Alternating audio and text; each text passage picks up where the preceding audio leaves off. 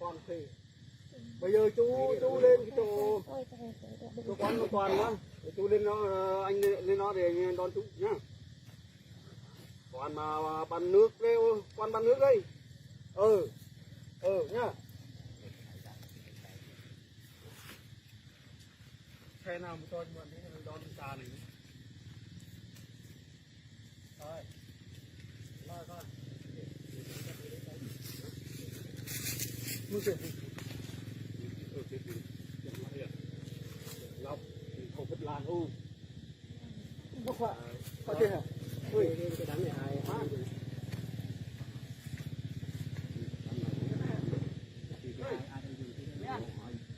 Ơi, tay kia vào không?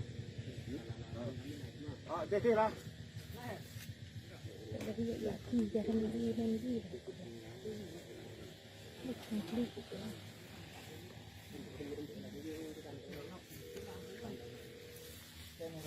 Cái này rồi. Nó gần lắm nó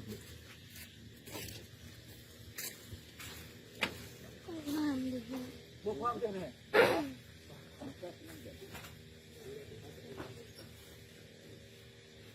Ui, đúng.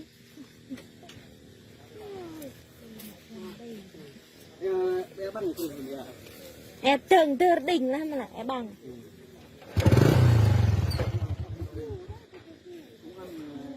Chiều ngặt lì ngã. Quay không nghe nè. Quay không đưa cho này.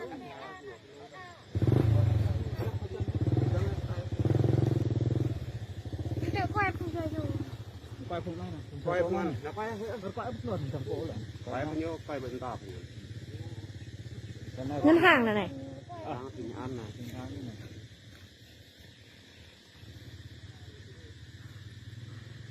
Đi ai để không để ăn tịch tụt lắm.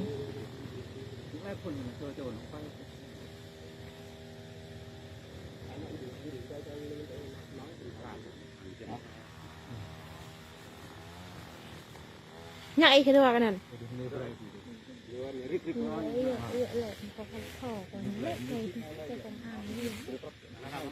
Nó thôi cái rèm là thấy dạ mà kỳ là thòn. Nghe ai nó kệ.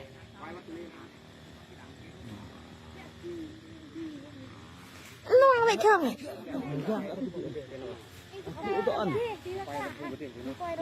Tôi quay lại. Đây là ai chứ đây là cái tạt cái địch thỏ thì luôn. Là thằng chàng thằng nằn vì đi. Lúc đó xong rồi lại lột đồ nó mạnh. Anh đây có ai biết đây một cầm thỏ thì cái đại diện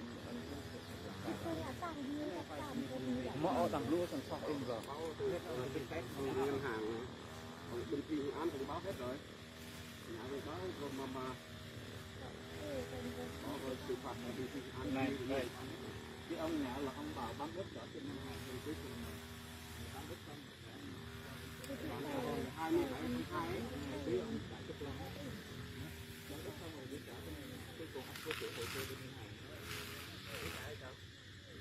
bữa đi ngã là cả chục lần còn gì nữa, ngã báo cho gia đình người bán đất vườn đi để trả lại xong rồi bán đất xong rồi á, rồi vui ngã là nói ông làm nhà nói là ngày này luôn, cứ hàng mai mốt vậy đó, người Thái Cô Loan á, người mua tài sản làm vườn á, thì giấy tờ nó không còn mà trong máy đâu còn cái chục lần đầu tiên nhá, đầu tiên là bán 29 triệu một mét, bây giờ ông người Thái về Cô Loan để giảm 25 triệu, ông nói ông cái này ông có cháu bên bảy nhá, ông bên dự án, ông nói như thế này, ông nói là bên Buôn Hồ là linh của cháu nó, thì sang có điện cho người Thái rồi, bên cái kia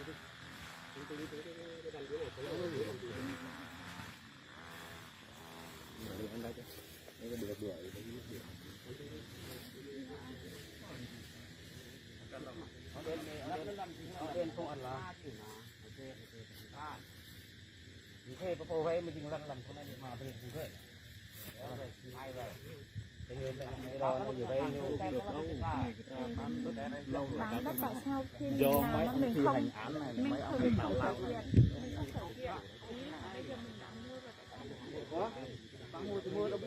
mua đâu, ta bán đất người ta trả bên người ta do cái ông Thành An đâu có biết chị đâu, chị là người thứ ba thứ tư gì đâu có biết đâu, mình mới thấy bán. nếu mà chị dám mua thì chị cứ lấy, chị cứ mua đi.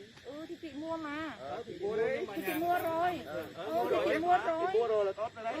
Mua rồi nhưng mình có biết đâu. Còn vấn đề Cái này như là cái đảng yêu cầu là tăng đất trả lại cho ngân hàng. đúng rồi. Cuối cùng mà trả không được là do ông buông lấy đất nè, ông tăng đất nó không có lợi nhuận nè. Cái đấy mình không có biết, còn vấn đề như thế nào thì lên Chị không biết là chị cứ im đi để chủ đất ký giấy tờ mới mua được chị chứ. chị có làm đó là chuyện của chị. Công việc kia xong mà mua là mua cái trả ngân hàng đâu có được đâu. Nhưng mà ông này báo người ta ban đất, người ta trả ngân hàng, cuối cùng tăng đất mà tại sao không trả được? Đó là cái pháp lý mà làm việc như vậy đâu có được. Nhưng mà chị mua thì chị mua đấy, nhưng mà người nhà người ta làm bình thường có sao đâu. Cắt bình thường cái gì đâu. Đậu một chừng Đây tháng 2 thì làm khoảng rồi. người ta là 24 tháng 3 là người ta ngân hàng ngạn ngất là mình cho ngân hàng này. Biết là gì nữa?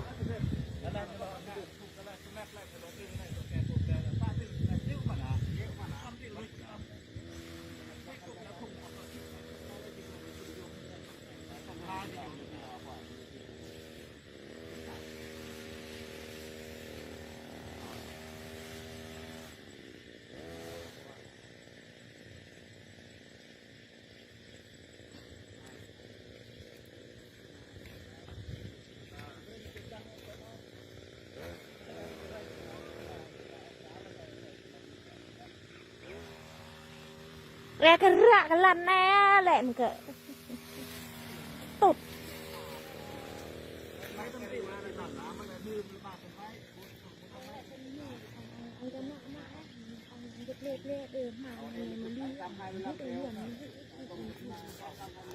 Chị muốn mua thì mua đi chị, nhưng mà bọn bên gia đình em vẫn làm việc bình thường á. Không, cái này là cái bà Lida đó, bên bà Lida đó. Là cái này nó Như liên quan đến gia đình. Cái này là chỉ mấy cái ông thi hành án á. Là ông thi hành án như thế này. Ông bảo bán đất vườn để trả nợ ngân hàng. Xong rồi người ta bán đất vườn xong rồi trả cho ngân hàng, cuối cùng ngân hàng không có nhận. Là do cái ông nhà này không có chuyện với đồ sao. Do cái ông tham nhũng tham ô ấy, tham nhũng ấy. Ý ông là mua bút lót cho ông ăn á, nhưng mà ông có ăn ông làm chuyện này. Mình đâu có biết đâu. Sao mua ra đây mà mua? Nhưng mà chị mua là chị phải gặp gia đình người ta trước. Đất này tình hình như thế nào để chị mới mua. Chứ đâu phải là báo giá chị mua Mình đâu có biết đâu. những cái đồng loạt như vậy đâu. Mình thấy có là không báo đấu giá. Mua đi chị, mua đây việc của chị đấy. Vấn đề giờ vấn đề là giờ gia đình á, giờ gia đình mình nói thế này. Là bây giờ là đất của người nhà, là người nhà nguyện vọng, tâm tư nguyện vọng của người nhà như thế nào. Đúng không? Bây giờ á là gia đình vướng mắc như thế nào thì mình lên cơ quan nhà nước để làm việc. Đang làm thủ tục mà. Đó thì Em đang làm việc cơ quan nhà nước này. Đâu liên quan với chị đâu. Không có liên quan với chị, mà chị vô đây làm cái gì vậy? Đang làm việc với cơ quan nhà nước, không liên quan với chị. hôm nay nhà nước mời tôi Không vô làm đây. việc với chị.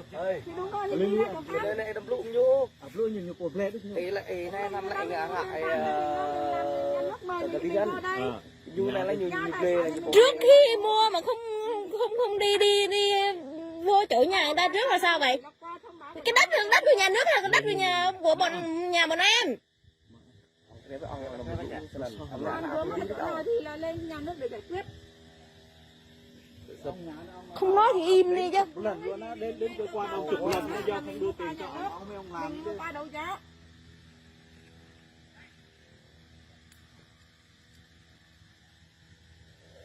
Vướng ở chỗ nào thì mình lên cứ yêu cầu nhà nước giải thích.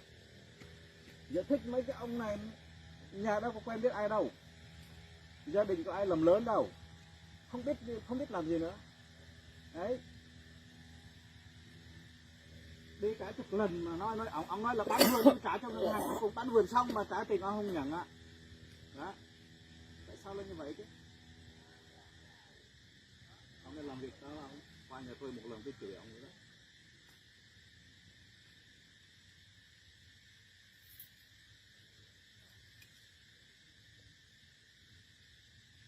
Nào là tiếc một lửa nào thì à nếu anh ra bao phí đàng hoàng, bao đồ đàng hoàng đầy đủ, nhà chuẩn bị ban đất. Đấy, ban đất cho xong rồi trả mà quay không nhận tiền. làm cái kỳ quái Đất bán cũng đã bán rồi. nhảy xuống hay là tự nghĩ tự làm hay sao? bán đất nhà lâu chưa? Nó đất lo rồi tháng 2 cái kìa. Báo cho ngân hàng trước Tết, lúc đó gần Tết quá. Vô ông nói là ông cứ bán đi trả cho ngân hàng đi. Cuối cùng mà trả không có nhận tiền. Do chắc chắn là không có lúc đó không cho ông tiền thôi chứ. Tuyến cái tương lai đâu. Nhưng mà nếu mà có làm thì làm đi, nhưng mà nhà có nguyện vọng trả lại ngân hàng mua thì ta làm.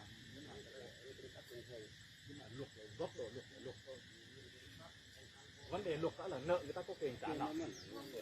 Đây nè, hỏi thằng này nè. Hỏi thằng này lên nó biết bao nhiêu lần á.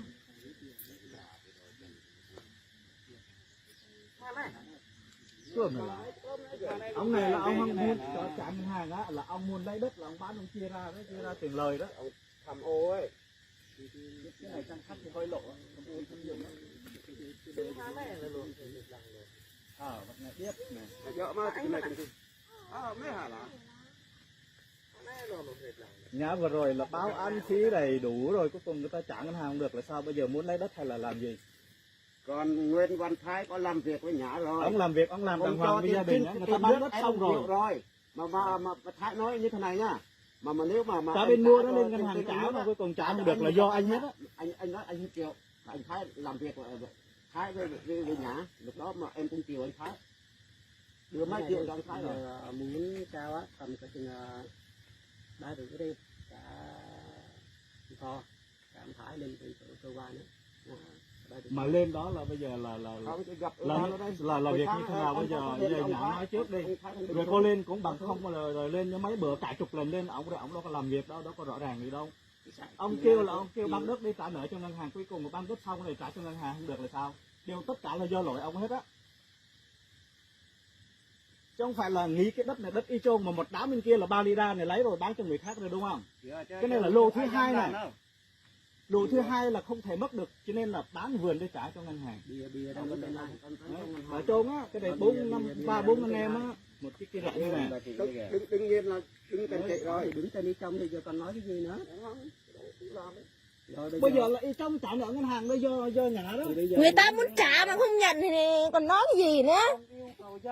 Đâu phải người ta không có ý định muốn trả nợ đâu.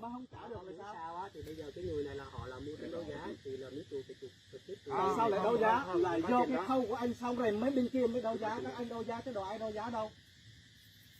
Bên nhà người ta đấu giá chưa? Đấu giá bán đất này chưa? Ông báo người ta bán đất trả cho ngân hàng, cuối cùng ông nhận tiền là sao? Hàng đem mà. Ông làm lý ông làm luật đi đâu? Có đạo lý, có đạo đức thì mới có đạo pháp.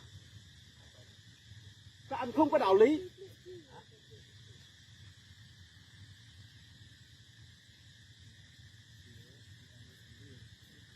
Đạo lý không có đạo đức là không làm thì được gì cho nhà nước cả. Luật cái gì nó cũng sẽ hỏng hết, đúng không? Có đạo lý, có đạo đức thì mới làm được luật, cái luật nó mới thành quả của luật chứ. Anh báo người ta chục lần mà đến cho anh trả, anh báo phía án này nọ đầy đủ rồi, cuối cùng người ta trả mà anh không nhận tiền thì sao? Anh nghĩ cái này đi. Cái nãy mới là vấn đề quan trọng này, bán đất từ ngày 17 á, ngày 27 tháng 2 á. Đến lúc tình trả là 14 tháng 3 mà. Bây giờ tự nhiên bây giờ người ta lấy gì mà xong lấy đất, người ta trả cho ngân hàng được mà tại sao lại không muốn cho người ta trả mà bây giờ muốn lấy đất là sao? Căn cứ vào luật ở đâu? Đi cho tôi xem đi.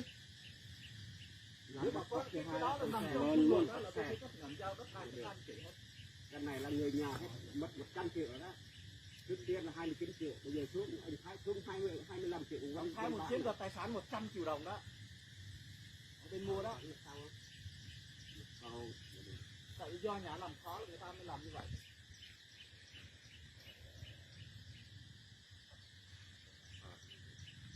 Đạo lý, đạo đức ở đâu được ha? Đạo pháp. Bây giờ cái đạo pháp không có đạo lý đúng không? Không có đạo đức đúng không?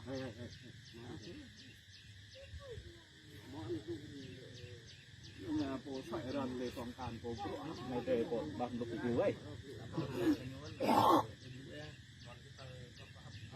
Chính là kéo không một này giả sử lại ít là Việt La lại mạ tất nhiên phải chỉ làm thì nói cái cũng mất la mới là mạ bắt được cái bây giờ cứ đo đạc cái tay đi rồi xem sao rồi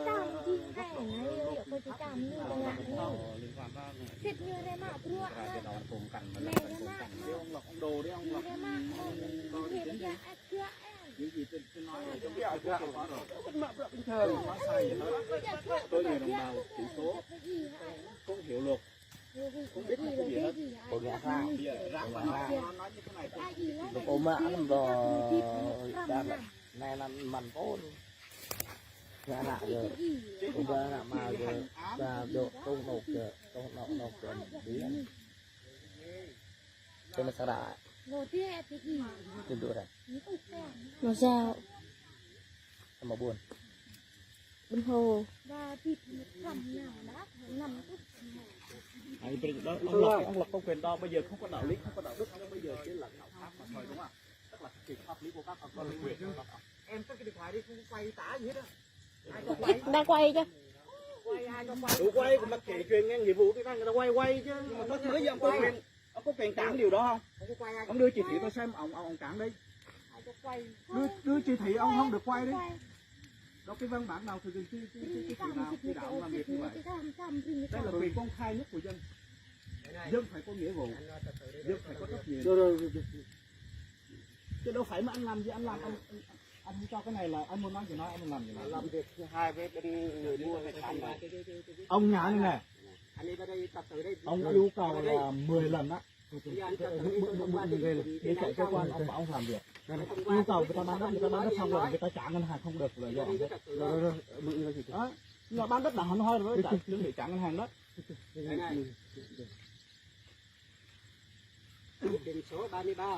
ôi quyết định ôi không có đạo lý cả Thôi đừng có quyết định gì ở đây hết á. Toàn là tham ô tham nhũng không à. cái đạo lý đạo đức gì cả căn cứ còn 5 điều 20 còn 5 điều 21 điều 111 quay bộ nhân Nó quay cái năm này là. rồi sang cái phạp ra nó bây giờ ra nó ai cả một mình nạ nó lại người ta kêu là một đám người mạ là hẳn mày kêu là mình lưới là hẳn còn là nuốt một đám rồi một đám thứ hai nữa này do bà chị mà vay làm để đó bây giờ làm hay báo cho anh em biết bên thi 2000 yêu cầu người ta bán đất để trả nợ ngân hàng cuối cùng bán đất xong rồi không có cho trả nợ ngân hàng ở Facebook giờ ảnh này đang quay phim tôi sẽ nói ông này cũng là nhân viên chấp hành của bên Thẻ Nhã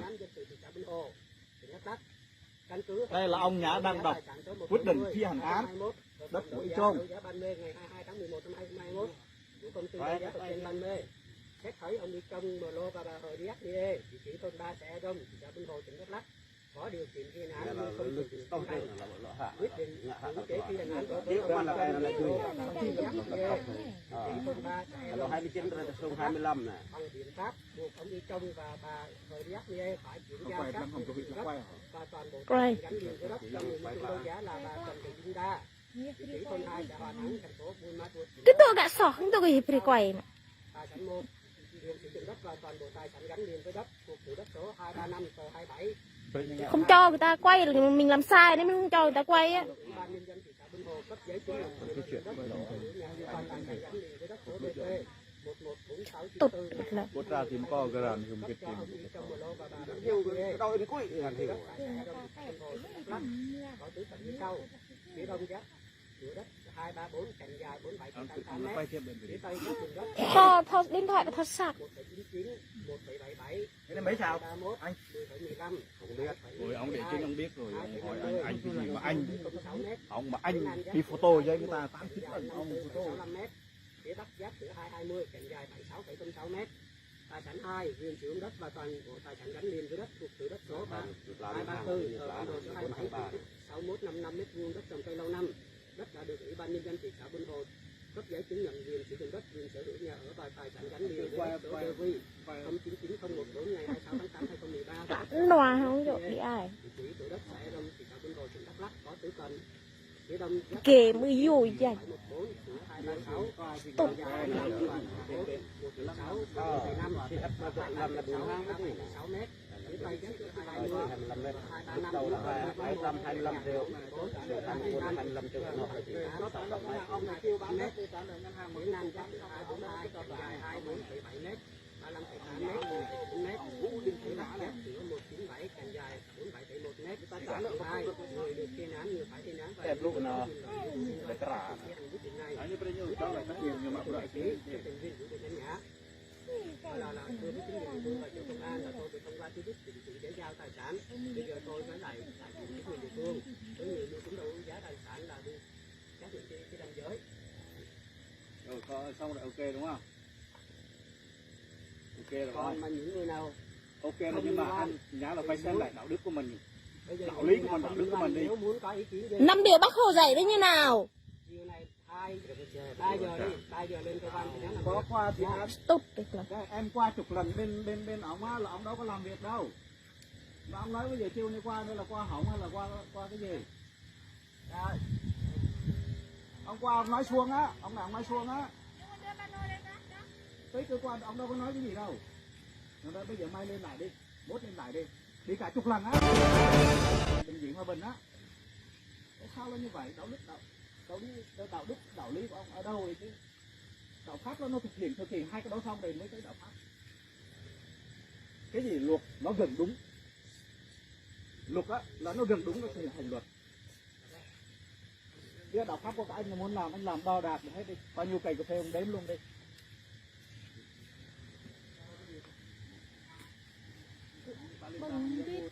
Dám mua đâu, bà này làm gì mà dám mua? mua đi nó là mấy tòa à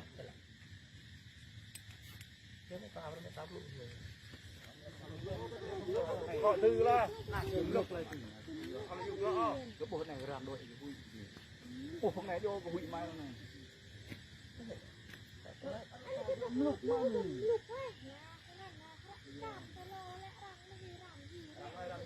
bừng chi rồi. Năm phần cà phê từ phần hạt. đọc cái này là con không có thọ nó đội chăn phải như ta liên quan như nền này mạ Lần cũng in nhà cũng ăn là phải lên có ai trả thì lần mà chừng cả mang ra để đó chừng tụm pha cho em tê chừng lần này là lần bị mà y rồi cái cả mẹ nhưng mà bây giờ đang cũng lần cũng ăn nằm phải vô với đó nè anh chừng cái này nó ra là cái pha cái ngân hàng là gì chết ra mà chừng cái nhà nó ngã này lần chị là phải lần vươn chị đàng hoàng là 27 tháng 2 chị 4 tháng 3 thì trả ngân hàng ấy thế là bán đất luôn ông cuối giá cùng mà lên tính chào cách ông nói là biết chào được ông nói là may lên đi mốt lên đi kéo dài mấy tháng trời luôn tới bây giờ là mình xị vào làm đi tốt cái tổng thầu cái chân anh còn nào cầm tí ông eo còn chỗ này này gần chỗ tí lần tí làm tí dân mà về mà bố leo đấy cái bà bố lên leo cái em phụ nữ rồi bà lên mua bán cho người khác rồi này là đồ cô chứ không này là dạy rau cái rau mà nếu con không là đây nó có lần thì cô hay là canh tắc lần thì cái thứ nhất là thì quét này bao nhiêu tí là bao nhiêu này là nhiều bề mấy tiêu là tí là để ăn mới chừng gì nó ăn nó tư sao nó có gì rau nó mới cả tiền mà sao mà sao ta phải cho đặt trong một cái À, tích kèm.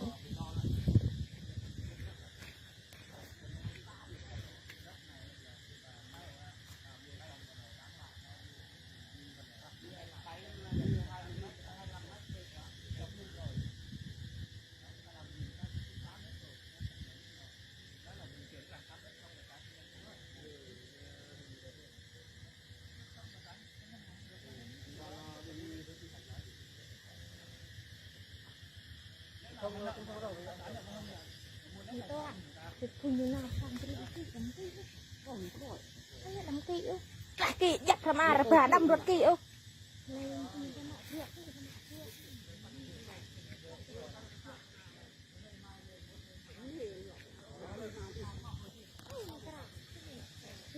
Tu ni tu cụ đi tu. Ni ăn.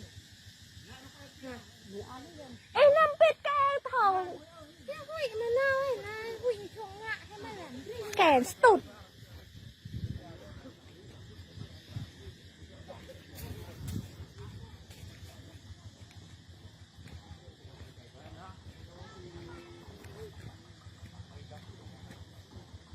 dạ nữa hả đây là khả quay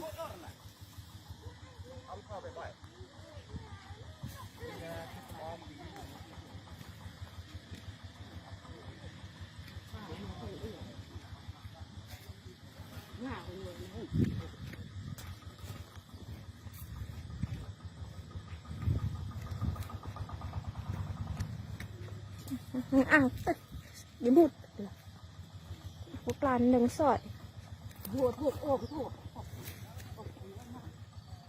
mùa thuộc tô đỏ ôm thuộc mùa thuộc cái này ôm không có cặn không có à mùa thuộc tô đỏ ôm làm một cái vàng cắn thường cũng được làm thủ thuộc tô đỏ thuộc có cặn à mùa thuộc tô đỏ nữa ôm ôm nhỏ mấy vàng không được là thủ được làm con tàu rồi làm gì con tàu nhàng nhẹ nhọa con tàu hai cháu nhọa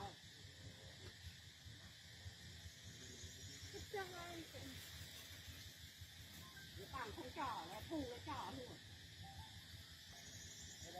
cái phương tham ô hại là cái chị phải nhầm pha tăng phải nhủ là về là ôm cái tội nhà luôn quá hẹp người ôm ôm vàng tật mình không chịu vào mình vàng nó không cho bà nó tao không có câu ăn mà ăn gì vàng cho cũng về vàng cho Trong một con của cô hả? này nó đập cái mình này vàng hai chỗ rồi mình to cái chỗ ăn ở mình ôm thuốc của mình còn mình làm chỗ này mình ôm thôi mình mua thuốc cái đó không có trả mình ôm mà mình kẹt một mình không mình đi vàng mình không trỏ là cái vàng mình thẳng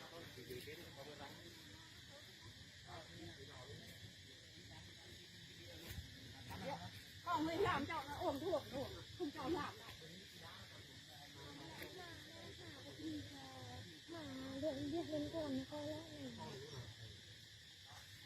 bảng lại được mình bảng nó không cho bảng thì như thế chị làm thì như thế này đất người ta bán không được mình cầm cái số đỏ thôi mà bán đất người ta được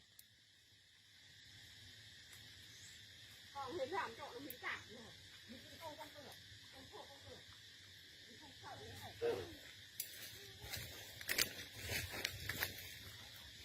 làm đều là vuông rồi nhà đều là cho bảng nhà không có em thành vuông mình dạ cho thằng nó hoài nhà làm cho bảng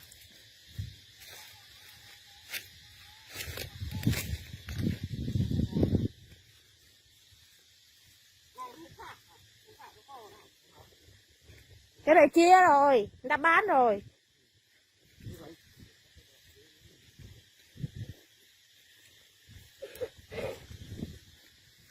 mình cái bảng mình không cho không chịu không nhận không nhận cái bảng này nữa ăn chết mình ôm thuốc nó được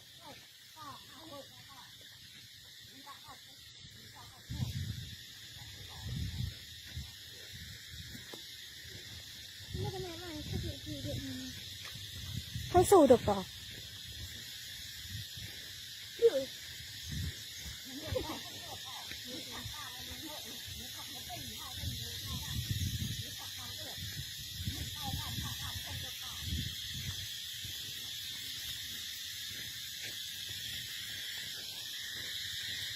thật là thật là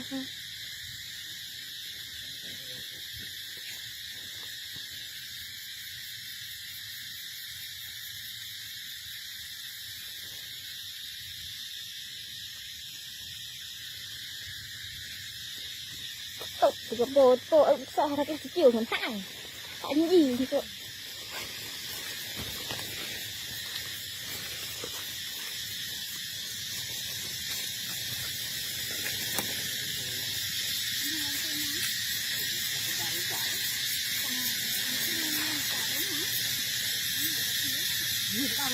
đang hưởng con cỏ đi thù nó cỏ nữa nhọn mình nhọn hổ chúng ta không biết như thế nó nhọn chúng ta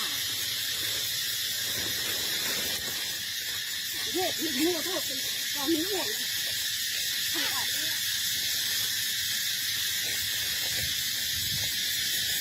mình cứ cho thuốc uống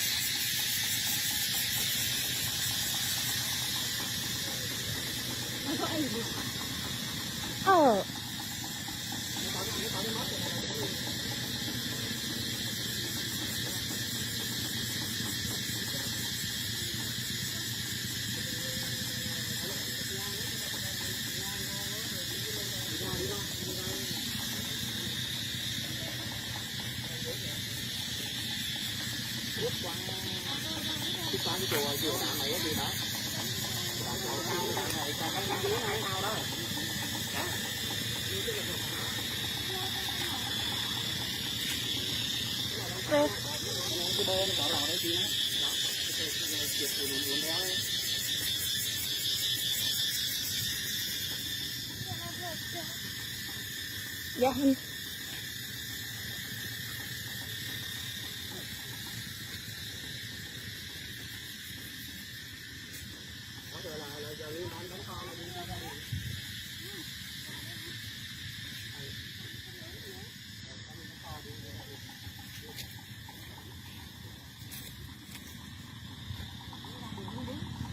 chuột cũng được cưa cái con tốt đi vui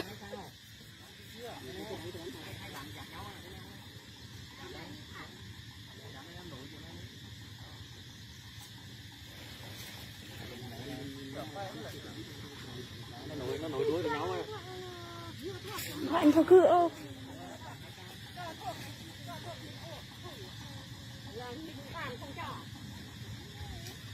không có cầu thang sao mà không được cho mình tè rồi thì bạn không chịu được à làm ăn đây không được nào đi tù mình đây mình không sợ gì hết ông nó mà đi ông có ngắm mà đi ông đây nhưng mấy hồi mình thằng là gạt mình kể ra cho mình tè mình không có đặt à thu hay liền người ta bằng 1 tỷ 2 tỷ người ta được mua thuốc đây cho thuốc ốp đây hết người ở nhà không có không à nhà à cái cơn plan mà thì không thuốc nó ướp mà không có cầu không có cầu nhà không có không nào nói này mình kia cho họ làm mình chưa cây là họ làm thôi ruộng nhà hết không còn nhà này đâu phải là người ta không có trả được cái đợt ngân hàng đâu mà tự nhiên đi thu cái gì vậy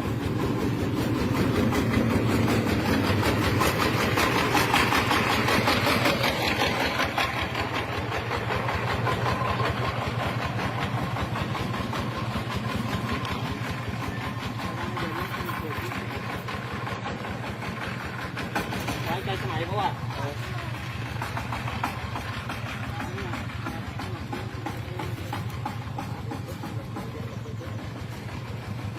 người ta vay được người ta trả được không cho người ta trả rồi đi thu đất người ta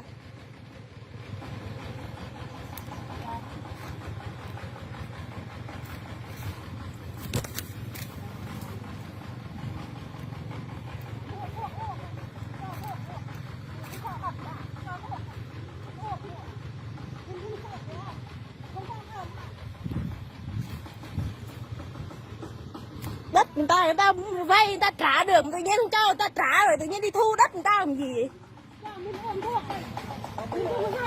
Ông đó biết rồi, ông nhà chưa biết cái giấy đi tù mình đây mình không có không à đi tù đây lại xe thôi đi về đây rồi có gì nhà lên liên lạc lại sau nhá. Để làm có đạo lý có thu hay không cho mình à đưa à cho mình cạch luôn không có ở nhà không nào không thể nào dùng công là phương là kia đâu. Rẽ ngã chơi chừng hẳn là các này mà hay bị rẻ mà anh thấy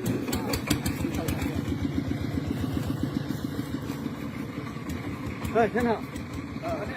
Thằng này.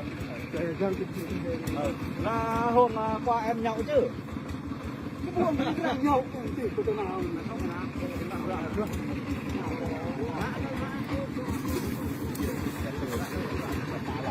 Thì thôi đi được thì ấy chứ bán đi.